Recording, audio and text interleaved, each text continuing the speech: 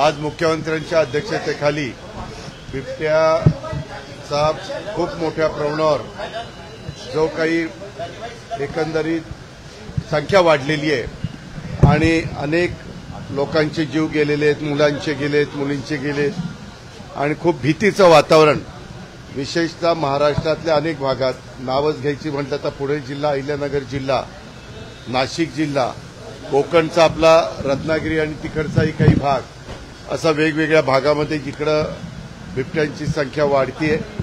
ही संख्या वाढलेली असताना ह्याच्यावर काय बंदोबस्त करायचा म्हणून तातडीची आज मुख्यमंत्र्यांनी मीटिंग आयोजित केलेली होती आणि त्या मीटिंगमध्ये ताबडतोब काही गोष्टी अशा आहेत की त्या तातडीनं सुरू करण्याची गरज आहे. आम्ही त्या एरियामध्ये शाळा 9:30 ते 4 असं टायमिंग ठेवलंय की जेणेकरून साधारण दुपारची वेळ असतानाच मुलं घरी यावीत संध्याकाळच्या आत. हा एक त्याच्यातनं निर्णय घेतलेला आहे.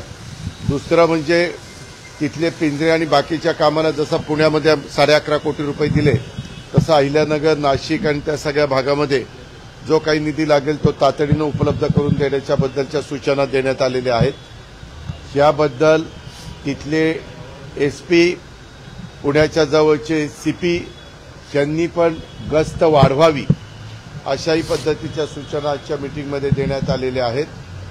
केंद्र सरकारशी बोलून त्यांना जे काही बिबटे पकडायचे, वनताराला पण विनंती केलेली आहे की आम्ही इकडे बिबटे पकडून तुमच्याकडे काही पाठवतो, परंतु त्यांच्याकडे इतके बिबटे सामावून ते घेऊ शकणार नाही. म्हणून जुन्नरच्या परिसरामध्ये माणिकडोहला एक बिबट्यांचं केंद्र निर्माण केलेलं आहे.